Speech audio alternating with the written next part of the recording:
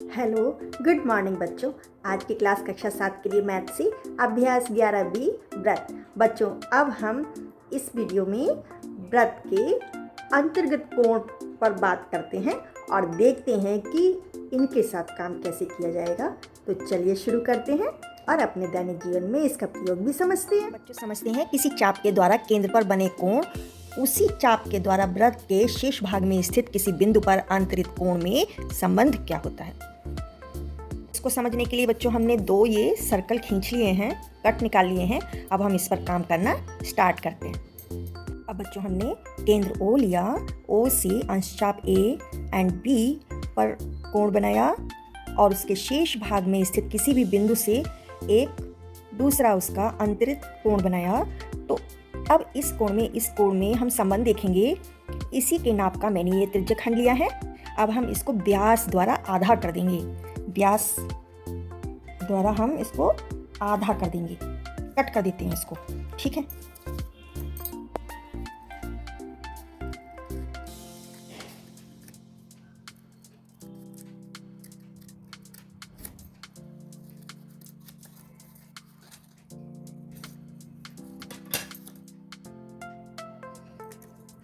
अब हमने इसका त्रिज्यखंड निकाल लिया है।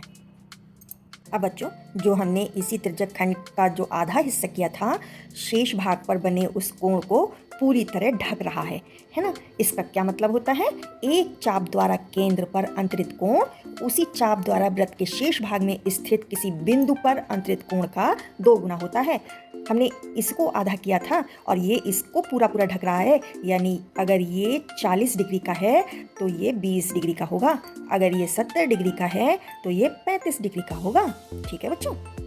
अब बच्चों, अभ्यास 11B में पहला प्रश्न है, अर्धवृत्त का अंशमाप होता है। तो बच्चों, इसको अर्धवृत्त को समझने के लिए हम क्या करेंगे, प्रोटेक्टर हमारे लिए बहुत हेल्पफुल है।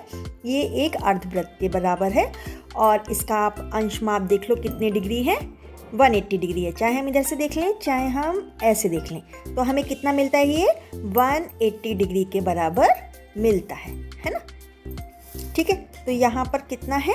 तीसरा, ठीक है। अब बच्चों, दूसरा प्रश्न है, किसी वृत्त में यदि उसके किसी लघु चाप का अंशमाप 70 डिग्री है तो उसके दीर्घ चाप का अंशमाप कितना होगा? तो बच्चों, हम दीर्घ चाप का अंशमाप कैसे निकालेंगे? ये किसके बराबर होता है? क्योंकि पूरा सर्कल, पूरा वृत्त 360 डिग्री का होता है, तो 360 डिग्री में से हम ये लघु चाप का अंशमाप घटा देंगे। वो कितना है? 70 डिग्री। तो कितना आया आंसर? 360 डिग्री में से 70 डिग्री घटा देंगे तो 290 डिग्री, 290 डिग्री हमें मिल जाएगा। तो आंसर क्या बना? दीर्घ चाप का अंशमाप 290 डिग्री होगा। अब बच्चों, तीसरा प्रश्न है, किसी चाप द्वारा केंद्र पर अंतरित कोण तथा उसके द्वारा वृत्त के शेष भाग पर स्थित किसी बिंदु पर अंतरित कोण में क्या अनुपात होता है? तो बच्चों, यही काम हमने अभी करके सीखा हुआ है। तो ये कितना अनुपात होता है? 2:1, ठीक है।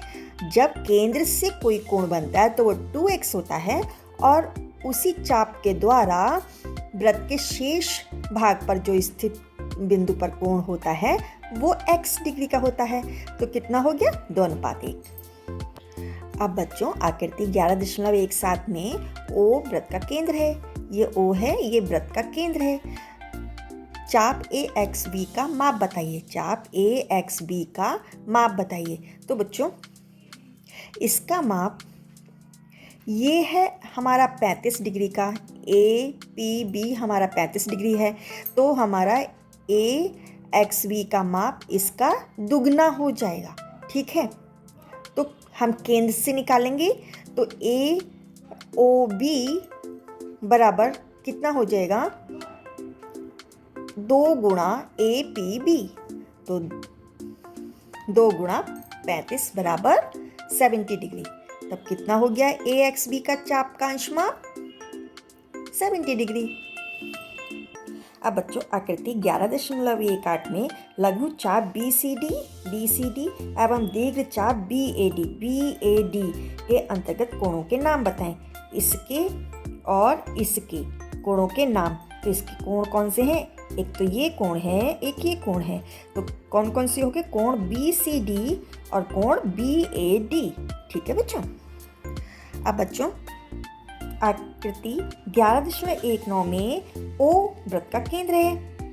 A, C और B वृत्त पर 3 बिंदु हैं। A, C, B वृत्त पर 3 बिंदु हैं और ये O वृत्त का केंद्र है तथा कोण AOB का प्रतिवर्ती कोण AOB का प्रतिवर्ती कोण 240 डिग्री का है। तो कोण ACB का मान ज्ञात करें। तब क्या हो जाएगा बच्चों? क्योंकि ये केंद्र पर बना हुआ कोण है और इसके शेष भाग वृत्त के किसी भी बिंदु पर स्थित कोण का ये दुगना होता है। तब हम कैसे निकालेंगे? कोण ACB बराबर 1/2 कोण AOB।